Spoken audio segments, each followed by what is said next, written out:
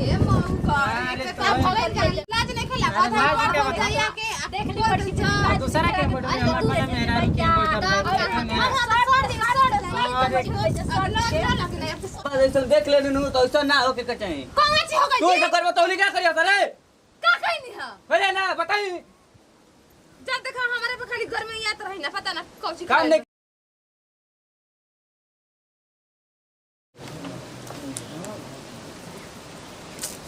दीदी गइल बनी अपन भैया घर तक का लेके आइल बनी हमनियो को पूछतो नहीं कि आते आते घर में घुस गए नहीं अब बड़ा नया नया पहन के आईनी है साड़ी का बात बाटे हमनियो के तो जाए के तनी मनी मौका मिली तब ना एगो यहाँ के बनी हमरा के छोड़बे ना करनी ना तो जैती ना घूमे फिरे खातिर का करते ए दीदी सुना तो नहीं के लगत टे का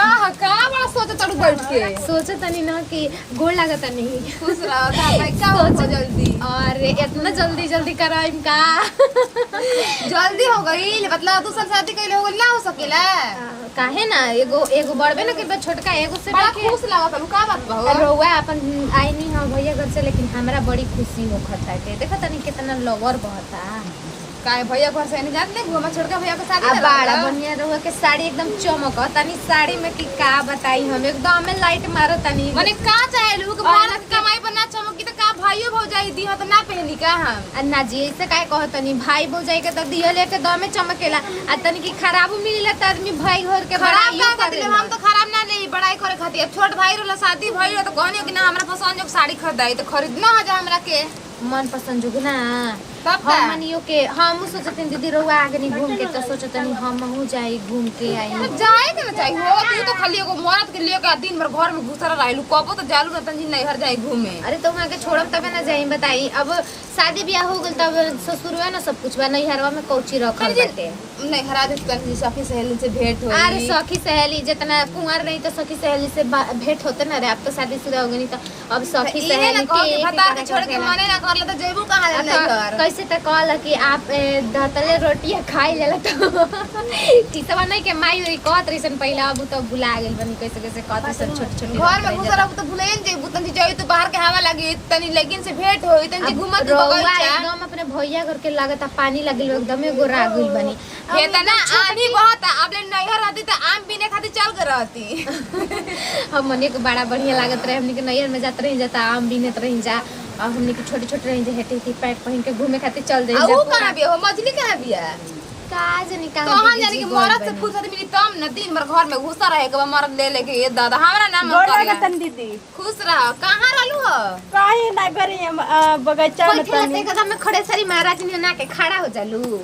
अरे लाज लगेला काहे ऐसे कहतड़ू दे ई एकर बोले के आदत था हो ना आम तुरंत ल रही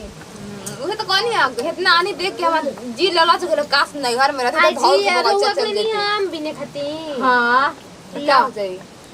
बगरे में लइका पता दुआरे पर तो एकर मतलब का मैंने तनी दुआरे पर त ना तनी मन कने के लइका पे के बसन बिल लियो सन त का करी हां हां आनी बहते बा आ सुन आ तू बाहर जाए के ना मन करला तो निकरे त हमनी के जाए के त मन करबे करला पहले रौरा से फुर्सत मिली तब ना हमनी के जाइम जा हमनी के खाए बनाए में एकदम चूल्ही तरह बैठा देवनी और रौरा तक घूमे खातिर चल जानी काहे 20 साल ले आइल बनी त हम ही ना बनावत रहनी कि तहन जानी का बनावत रहलू हो जा हमनी के स्वागत मनावे खातिर मुंबई या दिल्ली ना के जरूरत घूमे खातिर चल गइनी हां तो दोनों जने के न सब आज कर राजदा हां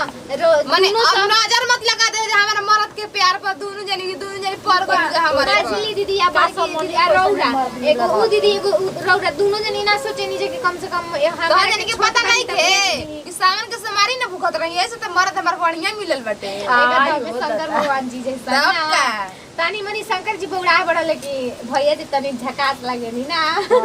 झकास हो को चाहे ना मानत त बा ना हमरा के बस माने ना ना बहुत प्यार करे ना उ त बात बड़बे कइल बाकी जबे दीदी अगर कहम ना कि जाए के बेटे हमर नहीं भैया जी तबे पहुंचा दे एगो हमनी के बाण अब कहां गोइल बने दोन जना हो आ का जानी वहां के दोनों देवरा कहां गोना जा ला अभी घर में ला सूत के उठ के आवता नहीं मजिला भैया घर में कम की कहां अब उहा के हमने के जब कहां दादा पता ना कौन ना हो देले बड़ी जाए हम जानी खान असै का कहबू आ काहे हाथवा जोड़ जोड़ के हमेशा बटरनी के करा के गोड़ लागत रहे नी जी पूजा बड़े करेली पूजा करेली चली ठीक है बेटे का कहियो बनाई कुछ हम खाए तो- के कि वो मिठाई उठा अरे ना हमके कुछ नहीं के मन करता हम तो बहुत खूब खइले बनी बियाह में आ जान तो सुनो ना छोटकी आ डीजे कोई रहे भाई के साथ में इतना नचनी कि नाच नाच के एकदम हमार पेट भर गए रहे हमार एकदम देखी इतना दिल में तमन्ना से दिल के बार छोटका भाई के साथ ही खूब नचले बानी ना तनी के बुझाइल ना कि कम से कम आ जान तो अब भौजाई दे इतना बढ़िया मिलल भी है ना कि पूछो मत। अरे बैठा सारे भैया के मारे भैया के लज का रे नोहर से आके ड्यूटी लगा देले बड़े का अपन तो का करी जी आपन मने नैहरे पर जाए लगनी आ उ दुगो बानी से तो नैहरे के पीछे पड़ल बानी सब मन ना पर रही नैहर के बात ना बतियाई हां तो मैं ड्यूटी लगा देले बड़ घर वहीं से देखिए ढेर मत बोली ठीक बाटे ना हम नैहर से कितना सामान लेके आई नहीं आपके का पता बाटे का कले कुल हमरा खातिर कले देख ले साड़ी का वकील ले हो खा हमर भाई भौजाई दे ना ना, खरीद के बिनती हले पहिनतारू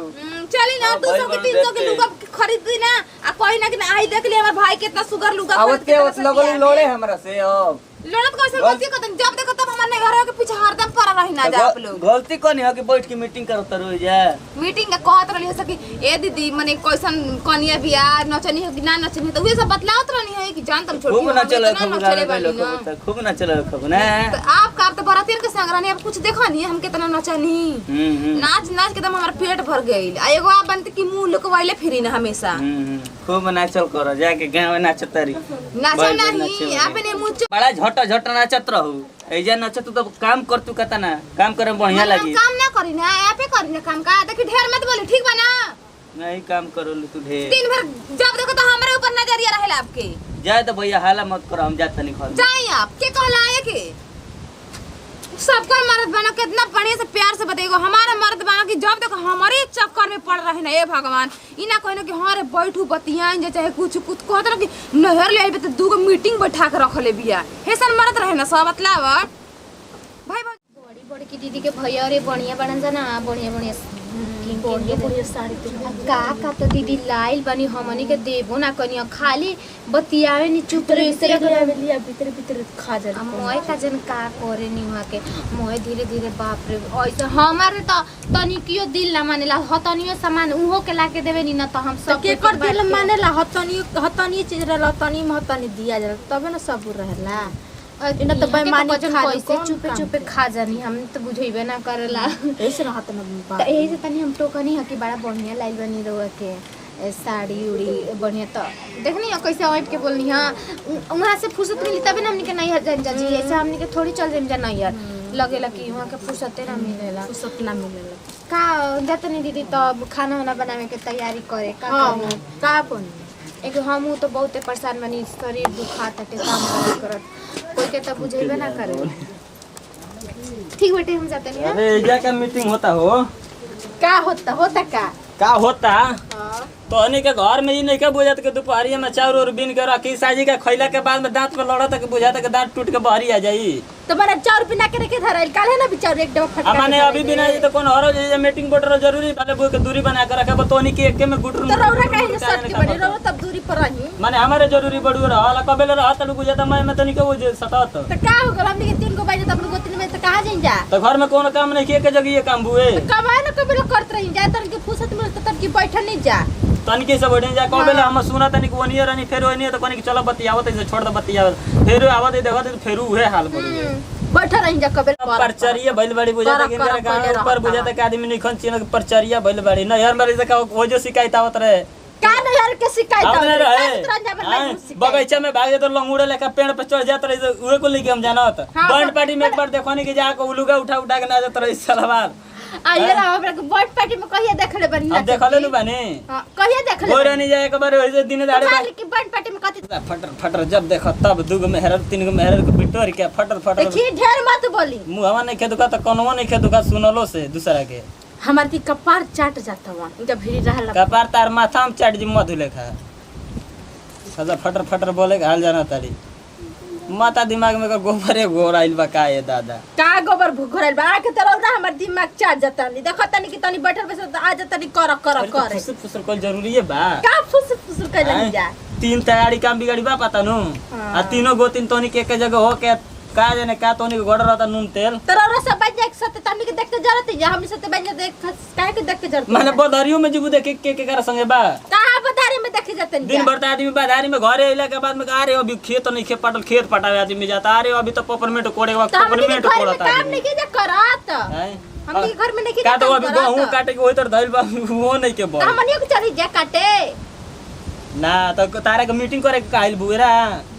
पकना को ठीक बा अपना काम पे ध्यान दे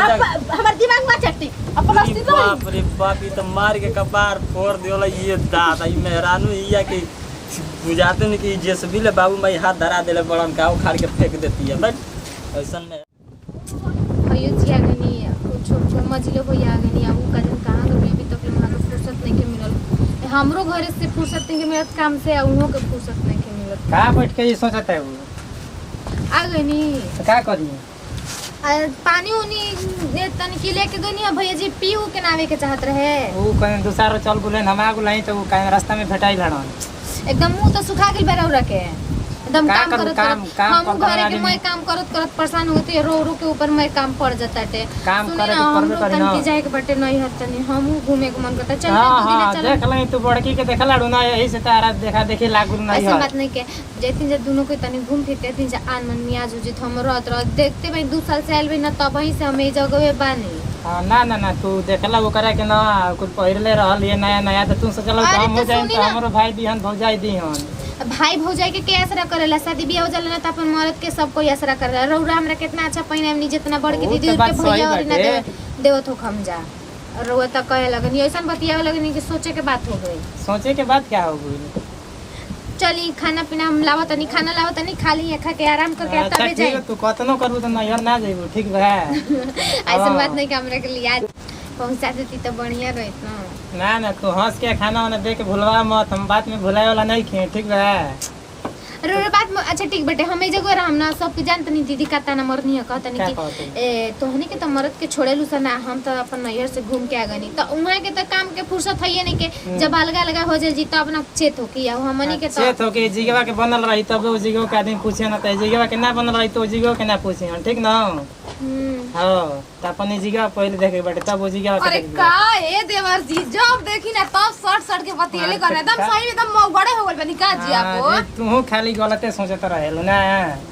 गलत जब देखी तो मेरा के छोड़ के ना मन करला जी आप लोग के एगो आ बानी एगो मजिला बा हे अरे भगवान तो- एकदम बड़का मौका बन गेल बन जा मेरा अरे तो बसुआ दूसरा के जाए जा बतियावे सुन ली हां दूसरा के जाए जा कब से एकदम बड़का मेहर बसुआ बनल बानी और ना आप छोड़ते नहीं छोड़ते आप एगो हमार मर्द 3 बार खेत में काम करते रहे ना बतलाई काहे खेत में हम ना काम करी ना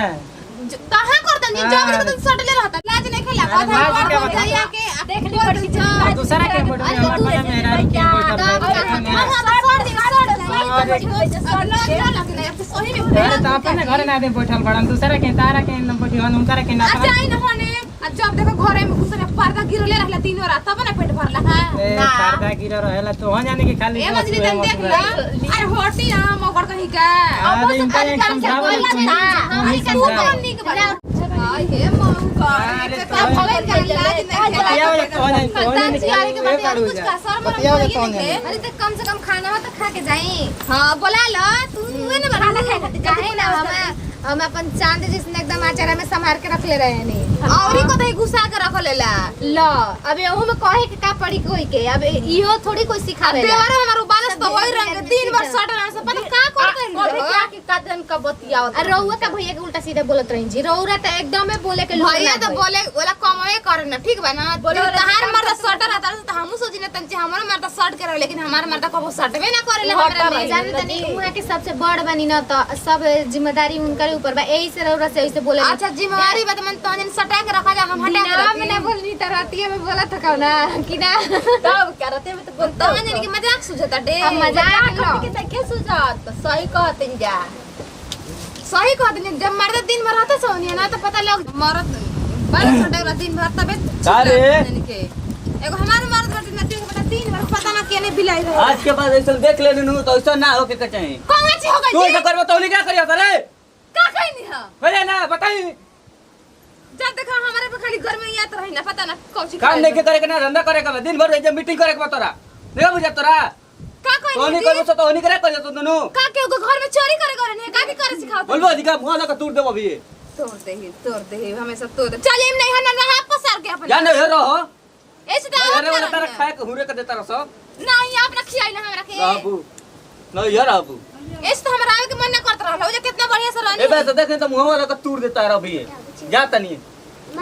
जाना मुंह तोरे पता नहीं कोई हनी के मरद बा हनी के बात हर बात सुने लेगो हमार मरद बाटे कि हमेशा हमार मुंह थुरे के चक्कर में रहेला ऐसे मर्द भगवान केहू के नत दादा दिन भर हमरे के बोलत रहे के बाटे और कोई है नहीं कि घर में बोले खाती काहे जी दीदी काहे तने उदास हो गई देखो मजली हम तो जानी सच बता तन ठीक बाटे ना आज के बाद अपन अपन कुल जानी काम करे के हमार मर्द हमरा के बहुत डांट जब भैया है नहीं तो एकदम नरिया स्टार्ट कर देनी रोरा सबके तो नटंकी है यही का ड्रामे ना हमरा नरिया के नहीं के देखो अपन अपन केहू चावल फटकी त केहू आंगना लिपी त केहू खाना बनाए तीन दिन अपन अपन काम करे के ठीक बा अपन अपन के मत कहीं ठीक बटे हम जइना साल बिना 2 साल से घर दुआर हम ही समाती रोरा दोनों जनी रोरा का करी के करा तू घर के संभाल त हमनी के बहरियो के संभारी जा ना हमनी के अपन अपन काम करके हमार मरद बहुत डांट ले बना ठीक बाटे और दूसरा का दिन पकड़ ले ना हमनी के तीन दिन के बैठ के बतिया त बहुते मरबो करी हम ऐसे करते जाती जा अपना कर जैसा और सब मिल के रहे क्या अपन अपन काम करे के चल जा बाटले से कोनो फायदा नहीं खे ना नमस्कार प्रणाम प्रतिमा सिंह अपन टीम बटे की जो वीडियो बनाया गया खास संदेश ही रहे कि समाज में ऐसा हो ताटे गंदगी फैलत ताटे कि कोई भी काम ना करके घर के बहू बेटी हो ताड़ी घर के ना काम करके और एक जगह बैठ के अपने में अलग अलग जगह के बात बतियावे लगत तड़ी जा और अपन अपन हस्बैंड के डांटे लगत जा ऊंचा आवाज में बात करे लगती जा तो ऐसे गलती रौरा सब ना करम जा हमनी के वीडियो बनाए के खास संदेश ये रहे अपन हस्बैंड से प्यार से बात करी जा प्यार से बात करम जा प्यार से हर काम लिमिट चला लेकिन अगर ये गुस्सा में होला ना तो मैं काम बिगड़ चला तो यही से रौरा सब प्यार से काम करी जा जो भी काम हुई अगर वीडियो अच्छा लगी तो दिल से लाइक करब और शेयर करब और सब्सक्राइब करब और कमेंट में जरूर बताएब कि हमने की वीडियो कैसा लागल है अगला वीडियो में